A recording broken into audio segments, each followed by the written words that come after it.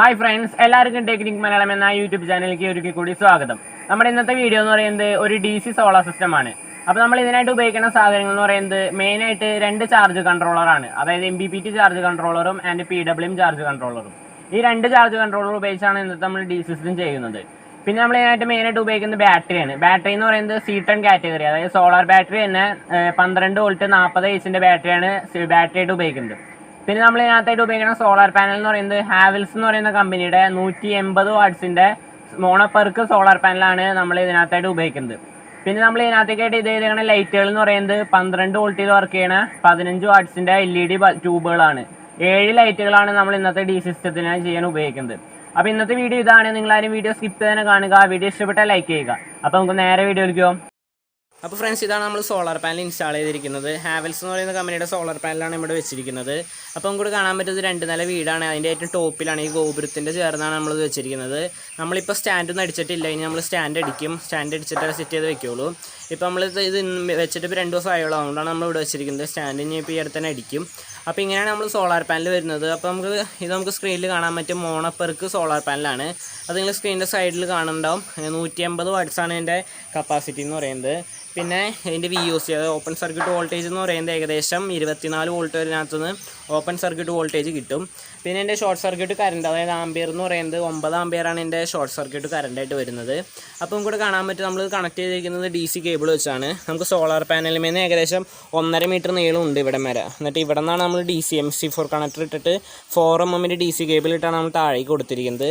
നമുക്ക് ഇവിടെ നേരെ നമുക്ക് സോളാർ പാനലിൽ നിന്നുള്ള വയറുണ്ട്. ഇവിടെ നിന്നാണ് നമ്മൾ നേരെ DC കേബിൾ ഇട്ട് ചെയ്തിരിക്കുന്നത്. അപ്പം കാണാൻ പറ്റും നമ്മൾ DC കേബിൾ നേരെ ചെയ്തിരിക്കുന്നത് ഇവിടേക്കാണ്.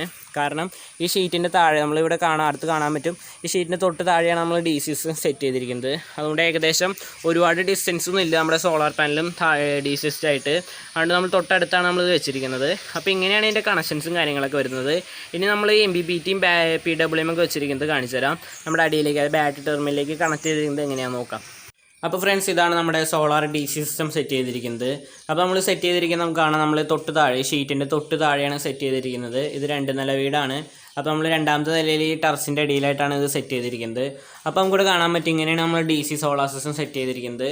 അപ്പോൾ നമുക്ക് മേളിൽ നിന്ന് തുടങ്ങാം. അപ്പോൾ നമ്മളിവിടെ ഉപയോഗിച്ചിരിക്കുന്നത് 2 ഐറ്റംസാണ്, അതായത് ചാർജ് കൺട്രോളർ 2 ഉപയോഗിച്ചിരിക്കുന്നത്. PWM ചാർജ് കൺട്രോളറും MPPT ചാർജ് കൺട്രോളറും. ഈ വലിയതാണ് MPPT ചാർജ് കൺട്രോളർ, ഈ ചെറുതെന്ന് പറയുന്നത് PWM സോളാർ ചാർജർ കൺട്രോളറാണ്. അപ്പം ഈ MPPT എന്ന് പറയുന്നത് സ്മാർട്ട് എന്ന് പറയുന്ന കമ്പനിയുടെ MPPT ചാർജ് കൺട്രോളറാണ് ഉപയോഗിച്ചിരിക്കുന്നത്. ഇത് DC MPPT അല്ല, AC MPPT ആണ്. അപ്പോൾ നിങ്ങൾ വിചാരിക്കേണ്ടാവും ഇതിനകത്ത് എന്തിനാണ് AC MPPT വെച്ചിരിക്കുന്നത്, നമ്മൾ പറഞ്ഞുതരാം. അപ്പോൾ നമുക്ക് കാണാൻ പറ്റും, കണ്ടോ ഇതിൻ്റെ ഡിസ്പ്ലേയിൽ പ്രസൻറ്റ് DOD അങ്ങനത്തെ എല്ലാ ഡിസ്പ്ലേയിലെല്ലാം ഉണ്ട്, സോളാർ പവർ അവൈലബിൾ എല്ലാം നമുക്ക് ഇതിനകത്ത് കാണാനൊക്കെ പറ്റും. പിന്നെ എൻ്റെ മേളിലേക്ക് വന്നതിന് ഇവിടെയാണ് എൻ്റെ ഓൺ ഓഫ് സ്വിച്ച് ഒക്കെ വരുന്നത്, അതായത് മെയിൻ ഇൻപുട്ട് ഓൺ ചെയ്യാൻ ഓഫ് ചെയ്യാനുള്ള സ്വിച്ചാണ്. ഈ DC സിസ്റ്റത്തിൽ നമുക്ക് ഇതിൻ്റെ ആവശ്യമില്ല. പിന്നെ ഇവിടെ ഒരു ഡമ്മി വെച്ചിട്ടുണ്ട് ഇതിന് സ്വിച്ച് വെക്കാനുള്ളത്.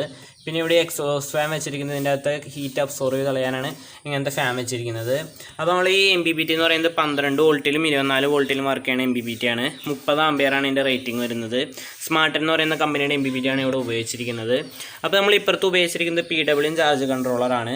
അമീസി സ്മാർട്ട് എന്ന് പറയുന്ന കമ്പനിയുടെ PWM ചാർജ് കൺട്രോളറാണ് ഉപയോഗിച്ചിരിക്കുന്നത്. ഇത് നമ്മൾ നേരത്തെ പറഞ്ഞ പോലെയാണ്, ഇവിടെ യൂസർ മാനുവലുണ്ട്, കാണാൻ പറ്റും തോന്നുന്നു. 12 വോൾട്ട് 24 വോൾട്ടിലും വർക്ക് ചെയ്യുന്ന സാധനം. അപ്പോൾ ഇങ്ങനെയാണ് നമ്മൾ ഇതിൻ്റെ ഇതാണ് നമ്മൾ ഇതിനകത്ത് ഉപയോഗിച്ചിരിക്കുന്നത്. അപ്പോൾ നമ്മൾ ഇത് ഉപയോഗിക്കാനുള്ള കാരണം എന്ന് പറയുന്നത് ഇതാണ്, അതായത് നമ്മൾ MPPT വെച്ചിരിക്കുന്നത് പെട്ടെന്ന് ബൂസ്റ്റ് ചാർജിങ് നടക്കാനും എല്ലാത്തിനും ബാറ്ററി ചാർജിങ്ങിനുമാണ് ഇത് വെച്ചിരിക്കുന്നത്. പക്ഷേ നമ്മളിവിടെ PWM വെച്ചിരിക്കുന്നത് നമ്മൾ ഔട്ട് ഇവിടെ നിന്നാണ് എടുക്കുന്നത്, കാണാൻ പറ്റുന്നുണ്ടോ ഔട്ട് കണ്ടോ. ഇപ്പോൾ ഇവിടെ ലൈറ്റ് ഓഫ് ആയിട്ടുണ്ട് കണ്ടോ, ഔട്ട് ഇവിടെ ഇൻഡിക്കേറ്റർ തെളിയുന്നുണ്ടോ. ഇത് ഓഫ് ചെയ്താൽ ഔട്ട് ഓഫ് ആവും, ഇത് ഓണാക്കിയാൽ ഔട്ട് ഓണാവും.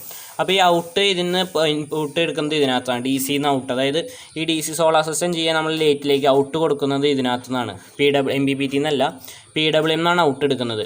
അപ്പോൾ ഈ PWM വെക്കാൻ കാരണം എന്ന് പറയുന്നത് നമ്മൾ ബാറ്ററിയുടെ ഡിസ്ചാർജിങ്, അതായത് ഇപ്പോൾ 11.5 നമ്മൾ ഡിസ്ചാർജിങ് ആക്കിയിരിക്കുന്നത്. ഈ 11.5 നമുക്ക് ഇതിനകത്ത് സെറ്റ് ചെയ്യാൻ പറ്റില്ല. ഇത്ര ആയി കഴിയുമ്പോൾ ഓട്ടോമാറ്റിക് കട്ട് ഓഫ് ഇതിനകത്തില്ല. പക്ഷേ ഇതിനകത്തുണ്ട്, അതായത് 11.5 ആയി കഴിയുമ്പോൾ ഇവിടുത്തെ ഈ നമ്മുടെ ഇൻഡിക്കേറ്റർ, അതായത് ഔട്ട്പുട്ട് കൊടുത്താണെങ്കിൽ ഇൻഡിക്കേറ്റർ ഓഫ് ചെയ്ത് കളയും. അതുകൊണ്ട് ഈ ലൈറ്റ് ഓഫായി പോകും, തന്നെ ഓട്ടോമാറ്റിക്കലി ഓഫായി പോകും. പക്ഷേ നമ്മുടെ MPPTയിൽ അങ്ങനത്തെ സെറ്റ് ചെയ്യാൻ പറ്റില്ല. നമ്മുടെ AC MPPT ആയതുകൊണ്ടാണ് അങ്ങനെ പറയുന്നത്. DC MPPT ആണെങ്കിൽ നമുക്ക് അതിനകത്ത് അങ്ങനെ സെറ്റ് ചെയ്യാൻ പറ്റും. അതുകൊണ്ടാണ് നമ്മളിങ്ങനെ PWM ചാർജ് കൺട്രോളർ ഇവിടെ അടുത്ത് വെച്ചിരിക്കുന്നത്. പിന്നെ നമ്മുടെ ഈ MPPT വയ്ക്കാൻ കാരണം എന്ന് പറയുന്നത് MPPT നമ്മുടെ ഇവിടെ ഉണ്ടായിരുന്നു, ഒരെണ്ണം നമ്മൾ ചെയ്തതിൻ്റെ എടുത്ത് വെച്ചായിരുന്നു. അപ്പം പഴയ MPPT ഉണ്ടായതുകൊണ്ടാണ് നമ്മളിവിടെ MPPT വെച്ചത്. അല്ലെങ്കിൽ നമ്മൾ ഈ PWM വെച്ച് മാത്രമാണ് ചെയ്യുള്ളൂ. അപ്പോൾ ഇങ്ങനെയാണ് MPPTയും PWM വരുന്നത്. പിന്നെ നമ്മൾ താഴേക്ക് വന്നതിന് ഇവിടെയാണ് ബാറ്ററി വരുന്നത്. അല്ലേ, ഒരു 1 മീറ്റർ ഡിസ്റ്റൻസ്, 1 മീറ്റർ അത്രയില്ല, ഇത്ര ഡിസ്റ്റൻസിലാണ് നമ്മൾ ബാറ്ററിയും ഇതൊക്കെ വെച്ചിരിക്കുന്നത്. അപ്പോൾ നമുക്ക് ബാറ്ററി കാണാം. എക്സൈഡ് എന്ന് പറയുന്ന കമ്പനിയുടെ സോളാർ ട്യൂബുലർ ബാറ്ററിയാണിത്. ഉണ്ടോ, സോളാർ ട്യൂബുലർ ബാറ്ററി. അപ്പോൾ നമുക്ക് ഇവിടെ അതിൻ്റെ റേറ്റിംഗ് കാണാൻ പറ്റുന്നുണ്ടോ, 12 volt 40 H C10 category. C10 എന്ന് പറയുന്നതാണ് സോളാർ ബാറ്ററി. അതുകൊണ്ട് C10 ബാറ്ററിയാണ് നമ്മളിവിടെ വെച്ചിരിക്കുന്നത്. 36 മാസം വാറൻറ്റി ഉണ്ട്, അതായത് 3 വർഷം വാറൻറ്റി ഉണ്ട്. അപ്പോൾ ഇതാണ് ഇതിൻ്റെ ബാറ്ററി വരുന്നത്. അപ്പോൾ നമുക്കിവിടെ കണക്ഷൻസ് കാണാൻ പറ്റുന്നുണ്ടോ, ഇതുപോലെയാണ് ഇത് ബാറ്ററി ടെർമിനൽ കണക്ട് ചെയ്തിരിക്കുന്നത്. നമ്മളിവിടെ ഉപയോഗിച്ചിരിക്കുന്നത് 16 mm വയറാണ്, AC വയറാണ് നമ്മൾ അതിനകത്ത് ഉപയോഗിച്ചിരിക്കുന്നത്. ചാർജിങ് ഒക്കെ പെട്ടെന്ന് നടക്കാനാണ് 2 വയറുകൾ ഇവിടെ 16 mm ഉപയോഗിച്ചിരിക്കുന്നത്. അപ്പോൾ നമ്മുടെ MPPT ഡേറ്റിലെ കണക്ഷൻസ് വരുന്നത് ഇങ്ങനെയാണ്. അതായത് നമുക്ക് ഇവിടെ തുടങ്ങാം. നമ്മളിവിടെ ഉപയോഗിച്ചിരിക്കുന്നത് നമ്മൾ നേരത്തെ പറഞ്ഞ പോലെ തന്നെ 16 mm 2 വയറാണ് ഇവിടെ ഉപയോഗിച്ചിരിക്കുന്നത്. ഈ നീല എന്ന് പറയുന്നത് പ്ലസും ഈ ബ്ലാക്ക് എന്ന് പറയുന്നത് മൈനസാണ് കൊടുത്തിരിക്കുന്നത്. നമ്മൾ ബാറ്ററി ടെർമിനലിലേക്കാണ് ഇത് രണ്ടും കൊടുത്തിരിക്കുന്നത്.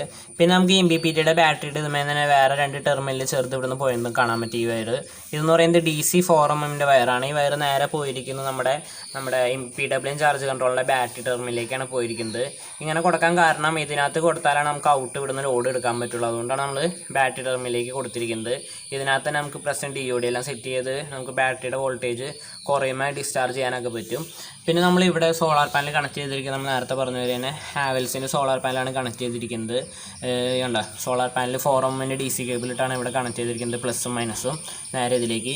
പിന്നെ നമുക്കിവിടെ ഔട്ട്പുട്ടും ഇൻപുട്ടും കാണാം. നമ്മളിവിടെ ഔട്ട്പുട്ട് ഇൻപുട്ട് കണക്ട് ചെയ്തിട്ടുള്ളൂ. കണ്ടോ, ഇത് നമുക്കിവിടെ കാണാൻ പറ്റുന്നുണ്ടോ, നമ്മൾ ഔട്ട്പുട്ട് ഇൻപുട്ടും ഉണ്ട് ഇവിടെ കണക്ട് ചെയ്തിട്ടുള്ളൂ. നമ്മളിങ്ങനെ ഓൺ ആക്കിയിട്ടൊന്നുമില്ല. ഓൺ ആക്കിയാലും നമുക്ക് എന്തോന്നും സംഭവിക്കാനും പോകുന്നില്ല. കാരണം ഇതിനകത്ത് സപ്ലൈ വന്നാലും ഔട്ട് എടുത്താലാണ് ലോഡ് വർക്ക് ചെയ്ത് ചെയ്യുള്ളൂ. അല്ലാതെ ഇത് ഓൺ ആക്കിയിട്ടാലും നമുക്കിവിടെ DC സിസ്റ്റം പ്രോപ്പറായിട്ട് തന്നെ വർക്ക് ചെയ്യും. നമ്മളിവിടെ AC-യിൽ ഇത് വയറുള്ളതാണ് നമ്മളിവിടെ കണക്ട് ചെയ്തിരിക്കട്ടെ, അല്ലാതെ വേറെ പ്രത്യേകത ഇതിനകത്തില്ല.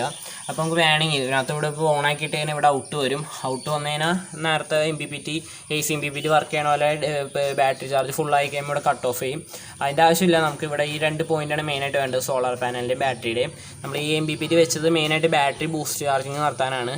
നമ്മൾ ചാർജ് ഫുള്ളായി കഴിയുമ്പോൾ കട്ട് ഓഫ് നമുക്ക് ഇതിനകത്തില്ല. അതൊക്കെ നമ്മൾ PWM ആണ് ചെയ്തിരിക്കുന്നത്. അങ്ങനെയാണ് ഇതിൻ്റെ കണക്ഷൻസ് വരുന്നത്. കണ്ടേ, ഇതുപോലെ 16 mm 2 വയറിട്ടാണ് നമ്മളിവിടെ കണക്ട് ചെയ്തിരിക്കുന്നത്. പിന്നെ നമ്മൾ ഇവിടെ തന്നെ പറഞ്ഞ ലോഡിലേക്ക് കണക്ട് ചെയ്തിരിക്കുന്നത് 4 mm DC കേബിളാണ്. നമുക്ക് ഇതുപോലെ തന്നെ 4 mm DC കേബിൾ നമ്മൾ ഇതുപോലെ താഴേക്ക് വന്നിട്ട് കണ്ടോ, ഇവിടുന്ന് പൈപ്പ് അടിച്ചാണ് നമ്മൾ നേരെ താഴേക്ക് പോയിരിക്കുന്നത് ലൈറ്റുകൾക്കൊക്കെ. അപ്പോൾ ഇങ്ങനെയാണ് ഇതിൻ്റെ കണക്ഷൻസും കാര്യങ്ങളൊക്കെ വരുന്നത്. അപ്പോൾ ഫ്രണ്ട്സ്, ഇവിടെയാണ് നമ്മൾ DC സിസ്റ്റം ചെയ്യണതിന് ലൈറ്റ് വെച്ചിരിക്കുന്നത്. അപ്പോൾ നമുക്ക് കാണാം മൊത്തം 7 ലൈറ്റാണ്. 15 വാട്ട്സിൻ്റെ ട്യൂബ് ലൈറ്റ് 7 വെച്ചിരിക്കുന്നത്. അപ്പോൾ ഇവിടെ 2 വെച്ചിട്ട് നമുക്ക് ഇതിൻ്റെ ലൈറ്റ് ഓണായി കാണിച്ചു തരാം. കണ്ടോ, അത്യാവശ്യം നല്ല പ്രകാശമുണ്ട് ഈ റൂമിൽ. TV റൂമാണ് ഇത്. കണ്ടോ, നമ്മളിവിടെ ഒരു ലൈറ്റ് വെച്ചാണ്. ഇതാണ് എൻ്റെ സ്വിച്ച് വരുന്നത്, നമുക്കിവിടെ കാണാൻ പറ്റും. ഇതാണ് എൻ്റെ സ്വിച്ച് വരുന്നത്. അവിടെ ഈ സ്വിച്ച് ഓൺ ആക്കിയിട്ട് ഇവിടെ ഈ ലൈറ്റ് കത്തും. പിന്നെ നമ്മൾ ലൈറ്റ് വെച്ചിരിക്കുന്നത് ഇപ്പുറത്തെ റൂമിലാണ്. ഇവിടെ നമുക്ക് കാണാൻ പറ്റും ഇത് കയറി വരുന്നതാണ്. അതുകൊണ്ടോ ഇവിടെ നല്ല അത്യാവശ്യം നല്ല പ്രകാശമുള്ള ലൈറ്റാണ് ഇവിടെയും വെച്ചിരിക്കുന്നത്. പിന്നെ നമ്മൾ ലൈറ്റ് വെച്ചിരിക്കുന്നത് നമ്മളിവിടെ ഡൈനിങ് ടേബിൾ, അതായത് ഫുഡ് കഴിക്കുന്ന റൂമിൻ്റെ ഇവിടെയാണ് നമ്മൾ ഈ ലൈറ്റ് വെച്ചിരിക്കുന്നത്. അപ്പോൾ നമുക്കിവിടെ കാണാൻ പറ്റുന്നുണ്ടോ ആ ലൈറ്റ് ഓൺ ആവുന്നത്.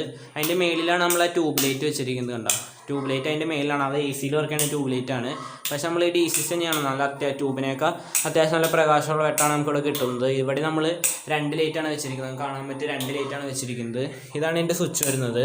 പിന്നെ നമ്മളിവിടെ 2 ലൈറ്റ് ബാലൻസ് നമ്മൾ വെച്ചിരിക്കുന്നത് ഇവിടെയാണ്. കാരണം കാണാൻ പറ്റും നമ്മുടെ അടുക്കളയിൽ. ഇതാണ് നമ്മുടെ അടുക്കള വരുന്നത്.